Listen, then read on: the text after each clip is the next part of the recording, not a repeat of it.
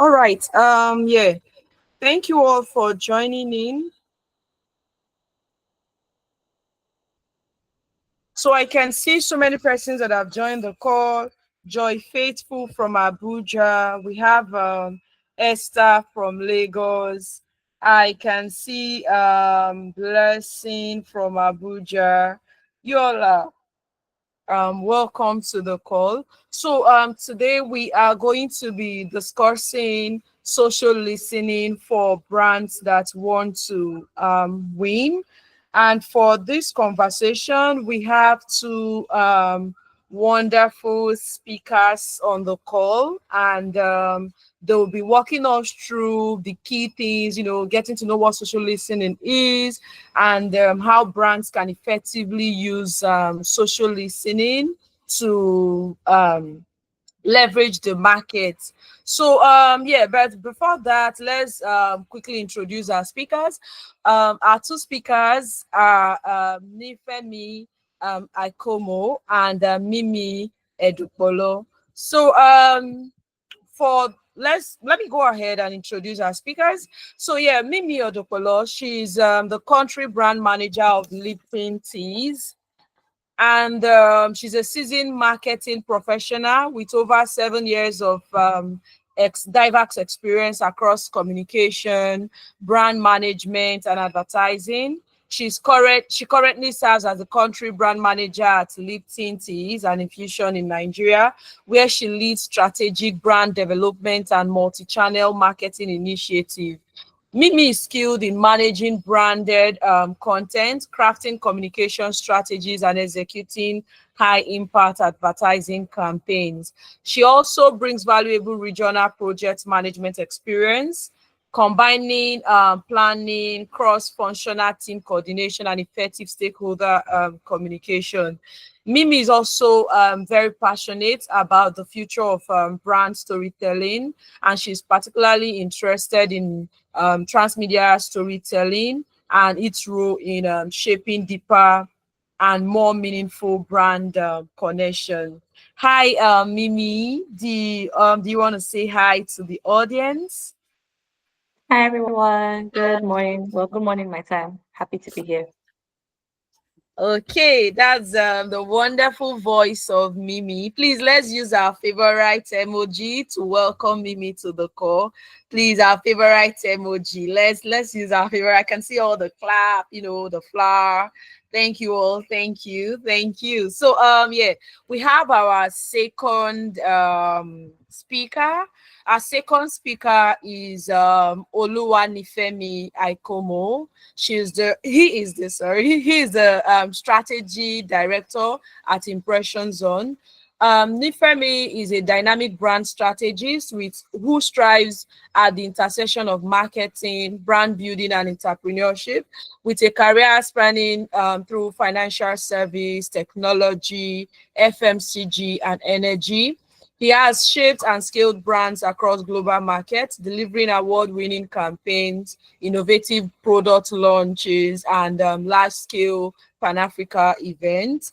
He has worked with notable brands like the Nigeria Breweries, Union Bank, AVA Energy, and others, crafting strategies that create deep audience connection and deliver measurable business growth. Beyond marketing, Nifemi is the founder of Motely Inspires, a platform dedicated to helping millennials and Gen Z gain clarity and confidence in their personal and professional journey. He is also involved with coaching, content, and community building, where he equips young people and brands also to unlock their voice, tell powerful stories, and lead with purpose. Currently, he's focused on crafting and scaling brands that matter, supporting individuals and businesses to show up with impact and authenticity. Hi, Nifemi. Can Hi. you say hi?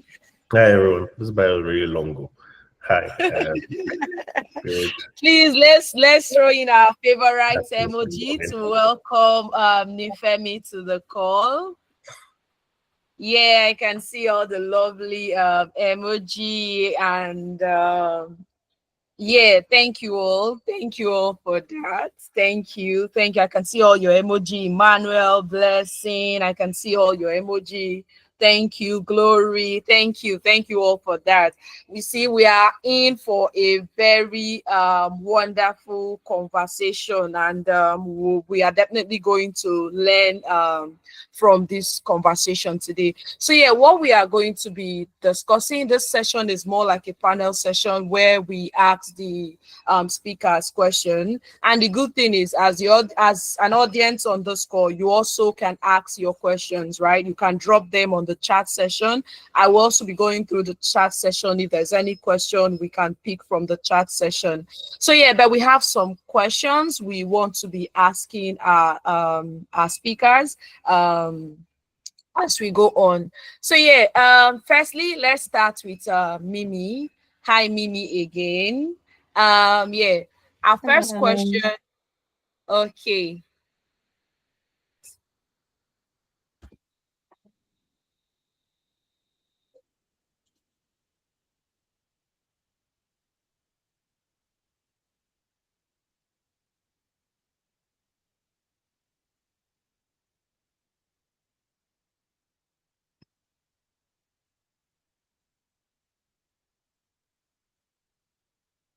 Oh, can you all still hear me?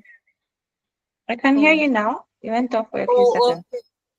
Oh, okay, okay. I think I got disconnected for a while.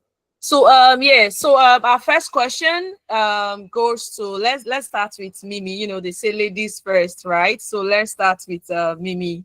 So yeah, the first question is how would you, you know, some persons here, it's their first time they're hearing of social listening, right? And also I know that there's another term they call social monitoring, and sometimes there's always like a mix up, right?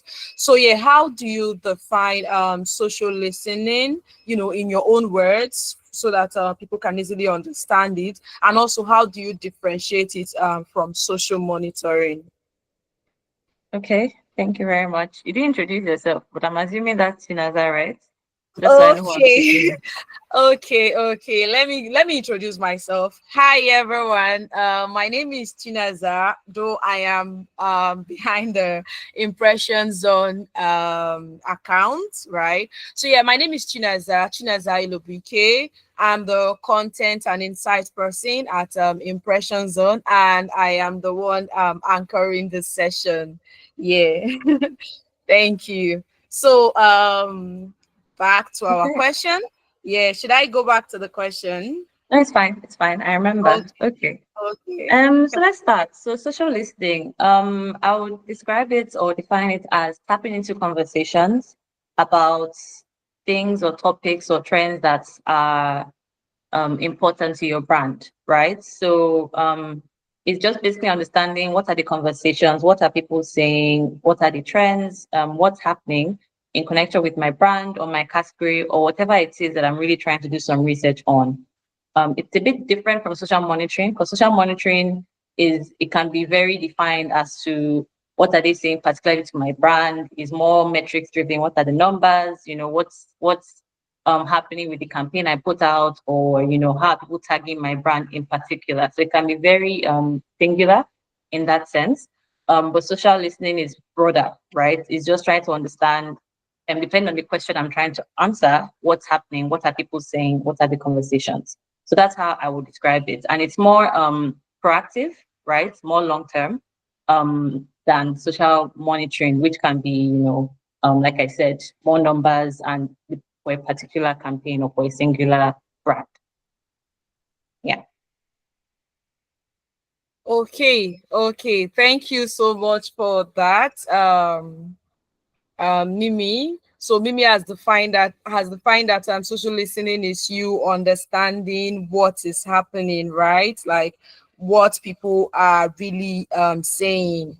So yeah, we have Nifemi. So Nifemi, I would like to ask, how did you get or start getting to know about social listening, and how do you think brands should approach it in terms of drafting their business strategy?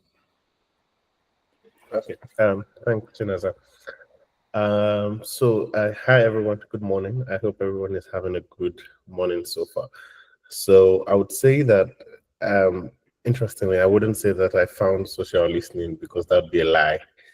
I'd say that social listening found me, and so at the time, we had the project that we needed to work on, and part of the requirement for the project was to do social listening. I'd sort of had an idea prior to that it meant, but I've not like gone deep dive into it to sort of kind of figure out how it impacts marketing and advertising in general. And so that project was the opportunity for me to actually kind of go deeply into sort of understanding what social listening is. And if you think about it, the second part of the question to say that how does it affect brand strategy? So typically for agency owners and account managers or creatives on the call, and even for brand managers or brand directors on the call, the typical brief process always starts from a place whereby you say that there's a problem statement. And typically, if we're honest with ourselves, for people that have worked in marketing, the problem is either what your competitor is doing and you want to do better than them, which is not a bad problem, but it's typically like, oh, I saw what these people are doing on social media and I want to create a brief to actually do my own better. Or the problem is that there are some numbers that you have not met in the long run, which are both amazing ways to go about it. But when you think about how social listening works, for example, because like Nini said, because you are doing this proactively, so you're not doing it because you have a campaign. You're doing this proactively and you're already receiving like data and insights based on what you're understanding about the industry, about your brand, about your competitors. So you're not just looking at vanity metrics like my brand, how many likes did they get? My post, how many something did they get? You're looking at other stuff like um, this content that I put out, this particular campaign, did he speak to the audience in terms of gender? Did he move the needle in terms of age? What was the best performing content? How do I know the correlation analysis between the reach, the post, and the engagement? The day that I post more, is it the day that I get more engagement? Or did that, because that kind of gives you a sense of did the post work? You're kind of looking at it to balance also between organic and paid media to sort of understand, okay, how are my numbers shifting in that direction? And just looking at it in multiple metrics as well. And then typically you would find a problem in that process because you are kind of understanding how your brand works, how your brand is playing. You're also kind of looking at it from the space of the industry. The platforms that you are using, for example, the Meta platforms changes almost every day. You're kind of understanding that to see how to play. And beyond even the platform changing every day, there's the part of how will my industry play. And I'm not saying that you have to follow the norm, but you're thinking about it to say what type of communication would matter to us. So basically, all of this backstory that I just said is to say that your problem statement becomes stronger in terms of when you are briefing. So you're not just sending to say, you might eventually still send the same problem, but you are now have it in pure data, because what now happens at the end of this particular process is that you have something to measure to say that at the end of this campaign, this problem that I wanted to solve, because I have seen it from a place of data and insight, I have something to measure to be able to tell that my campaign, my initial trust wanting to run this campaign, towards wanting to run this particular ad, did it work or did it not work? And so how it helps brand strategy is in multiple ways. But the first and I think the most important thing to me is firstly, you have a much, much deeper problem. And it does not have to always start with data, but data should be involved. So you can have an idea and say that I want to use creators for a campaign. But then you kind of have to look at it to say, how does this matter to my brand? How do people in my brand react to creators? And then you have a proper understanding of that. And then that solves that kind of helps you to coin out a problem that you know that can be measured. And then at the end of the process, because you're also listening throughout that process, you're also optimizing the campaign to say, this thing that I put out, the audience that I wanted to pick are not actually listening. They're not actually getting involved with this campaign. Can I change some creatives? Can I do this? Can I adjust the captions? And you're testing on the fly. And then you're able to measure to see the impact and the results. Basically, for me, I think that that's a major way in which it helps in brand strategy, because you have actual things to measure and you're also able to put in like a very well detailed and data driven problem statement. So yeah, thanks.